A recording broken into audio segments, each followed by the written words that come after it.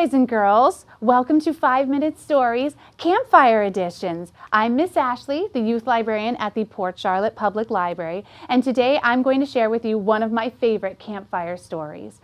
Most campfire stories have animals in them that learn a very important lesson, and of course this one has one of my favorite animals, a bear. Can you take your hands like this, just like this, make claws, and then cross them like this, bring them up to your shoulders and scratch, bear. That's how you say bear. Very good, bear.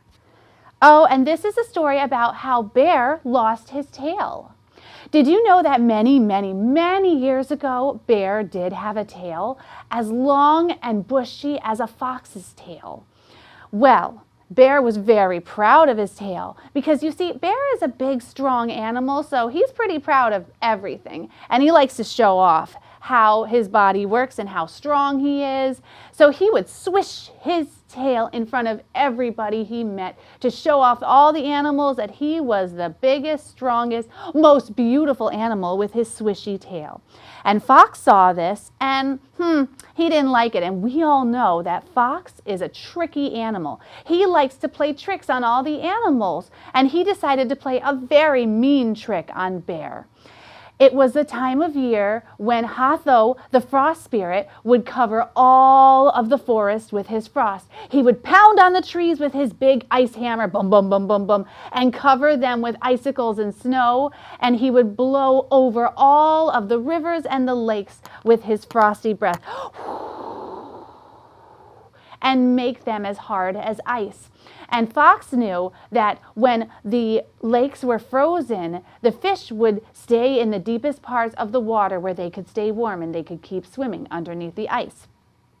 And so he knew the perfect place to find the fish.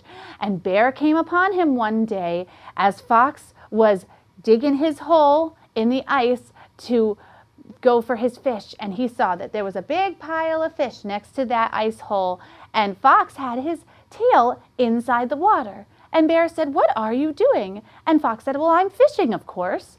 And just then he felt a little nibble on his tail, and he yanked out a great big trout, and plop, right on the ice it went. And Bear thought, "Oh, I'd like to try that."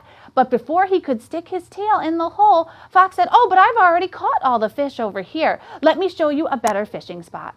And so he took Bear to the shallow part of the lake. That means it's not deep at all. The ground in the lake is just underneath the ice. And Fox knew there wouldn't be any fish there. They stay in the deep part. But Bear did not know this. And Fox said, "Go ahead and break a hole in the ice, put your tail in, and do exactly as I say." And so Bear did it. He took his big paws and he pushed on the ice until it cracked and made a big hole. And then he dunked his beautiful glossy black tail into the water, shloop, and he waited. And Fox told him, "Now, think of nothing else but that delicious fish. Don't sing any songs, don't make any growls, stay completely quiet and silent and still as possible. Don't move an inch." And Bear did just that. He closed his eyes, left his tail in the water, and didn't move an inch, like he was frozen like ice. And Fox said, "Okay, I'll tell you when it's time."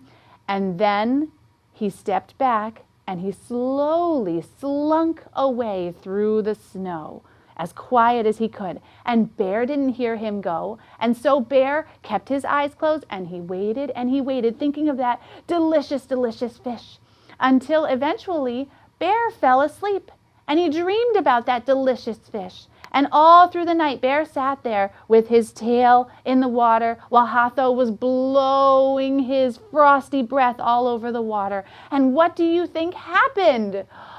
That's right, by morning, the water froze. The ice went around his tail and it froze until he was stuck in there.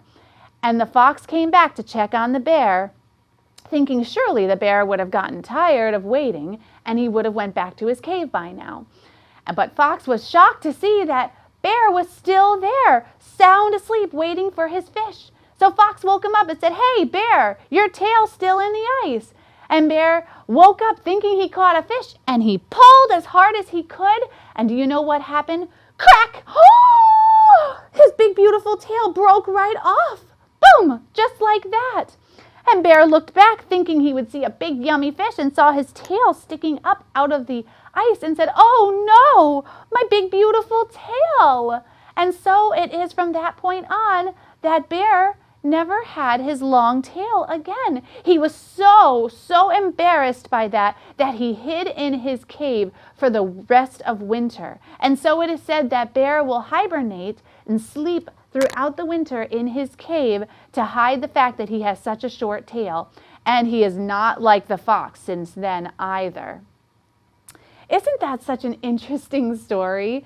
It goes to show that you can't always trust everybody who tells you to do something. You have to use your noggin. Bear should have realized that the ice was too cold and that he would lose his tail. And he should not have been so prideful about his tail either. Fox wasn't very nice, but he's a trickster, and I don't think he's ever going to change.